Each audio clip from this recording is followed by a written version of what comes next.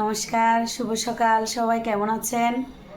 নিশ্চয়ই সবাই ভালো আছেন, আমিও ভালো আছি।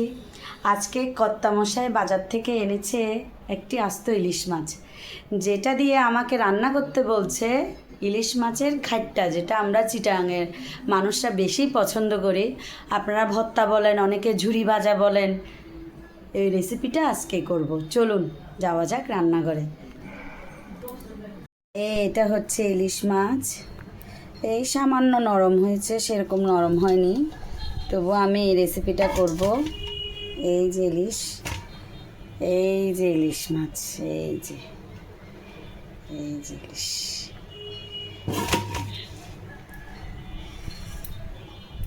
এখন এটা আমি কেটে ধুয়ে পরিষ্কার করে তারপর আসছি রান্নার কাজে।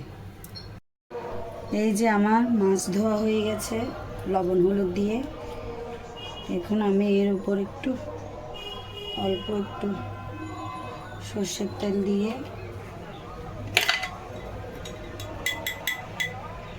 একটুখানি লবণ দিব, আর এই যে লেবু পাতা দিয়ে একটু মাখবো,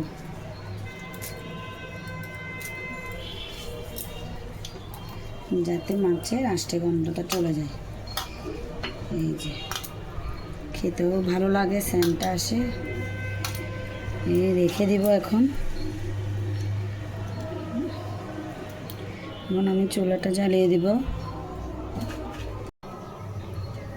প্রথমে অল্প একটু তেল দিব, সয়াবিন তেল।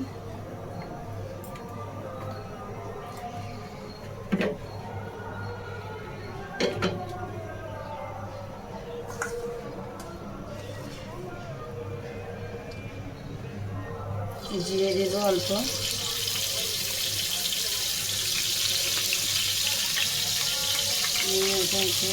তেজপাতা, পেঁয়াজ, আদা, রসুন আমি থেতো করে দিয়েছি ফ্লেভারটা ভালো আসার জন্য।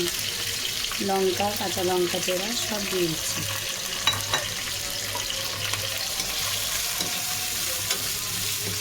এখন একটু ভাজা হবে, তারপর মাছটা দেবো। আগে ভাজা হবে, তারপর ভাজা হোক, কিছুক্ষণ পর মাছটা দেবো।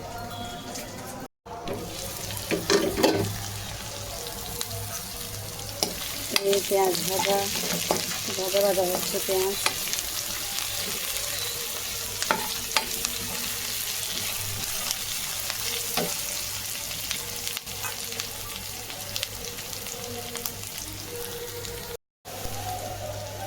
যে লবণ,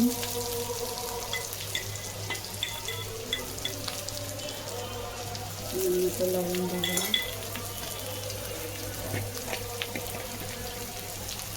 এখন হলুদ গুঁড়ো,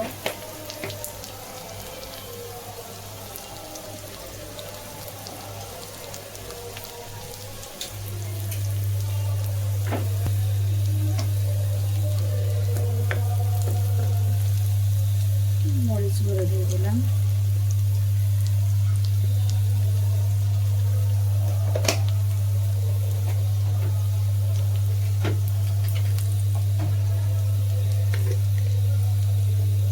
অল্প একটু ধনে গুঁড়ো দিলাম।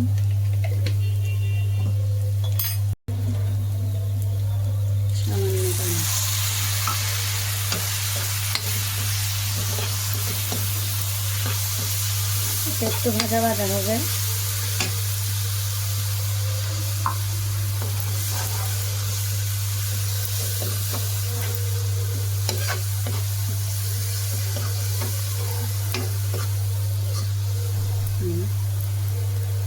একটু ভাজা হওয়ার পর আমি মাছটা দিয়ে দেব। এই যে তেল উঠে গেছে,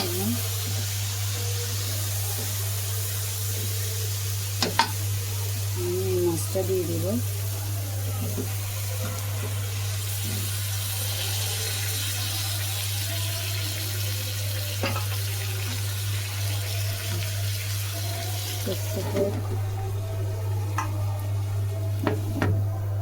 কিছুক্ষণ পর ওই পিঠ উল্টে দেবো।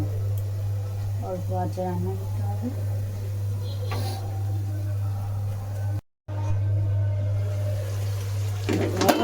কি সুগন্ধ বের হচ্ছে।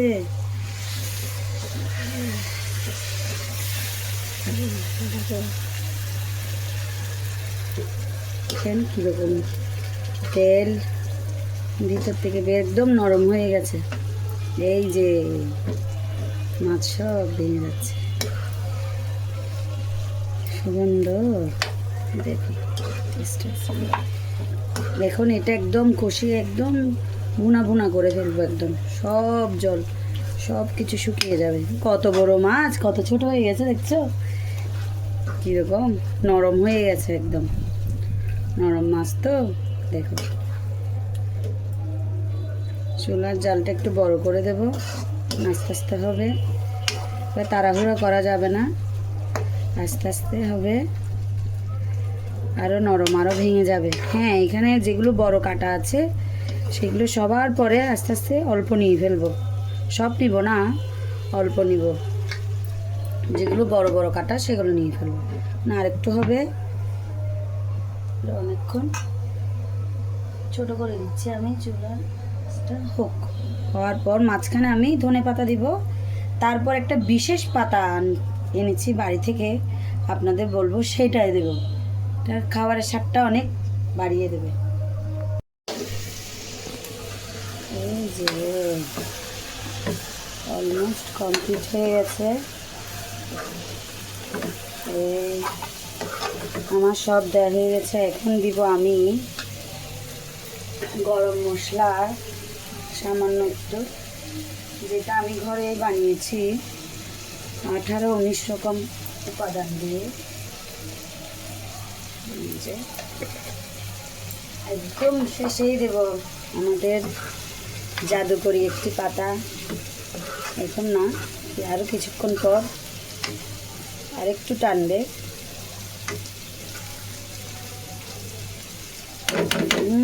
কি সুগন্ধি, এখনই ভাত খেয়ে ফেলতে ইচ্ছে করছে। রান্না অলমোস্ট ডান, সব শেষ। কিন্তু একটা পাতা, ওই যে বলেছিলাম একটা জাদুকরি পাতা, এই যে নিঃসঙ্গী পাতা, এই যে নিঃসঙ্গী পাতা, এটা আমি এনেছি বাড়ি থেকে। এইটা দিলে আপনার ইলিশের রান্নার টেস্টটা এটা অন্যরকম হয়ে যাবে, দ্বিগুণ হয়ে যাবে স্বাদটা। ওই জন্য এই পাতার জন্য, এই পাতাটা রাখতে রাখতে অলমোস্ট শুকিয়ে যাচ্ছে। ইলিশ মাছের জন্য অলমোস্ট শুকিয়ে যাচ্ছে। এখন আসলে ইলিশ মাছ ধরা তো বন্ধ, অনেক কষ্ট করে আমার কর্তামশাই ইলিশ মাছ জোগাড় করেছে এই নিঃসন্দি পাতা দিয়ে খাওয়ার জন্য। চলুন দেখা যায় রান্নার অবস্থা, চলুন দেখা যাক কদ্দূর হয়েছে। লাস্টে দিব এই নিঃসন্দি পাতা। চলুন, এই যে এখন দেখব কি অবস্থা। এই তো হয়ে গেছে।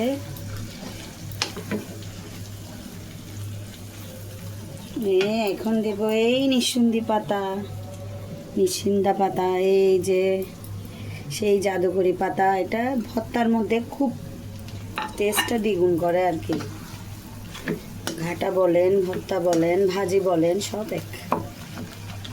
এটা দিলে আপনার টেস্ট খুব ভালো আসে, খেতে খুব ভালো লাগে। এই যে এখন শেষ আমার। আর 5 মিনিট পর চুলা বন্ধ করে দিব। তারপর ভাতের সাথে খুব এনজয় করে খাবো এই মাছের, ইলিশ মাছের ভর্তা। এই যে রেডি হয়ে গেছে আমার নিঃসন্দি পাতা দিয়ে ইলিশ মাছের ভর্তা, রেডি অলমোস্ট। এখন খাওয়ার পালা, খেয়ে বলবো কেমন হয়েছে। খুবই ভালো, খুবই টেস্ট।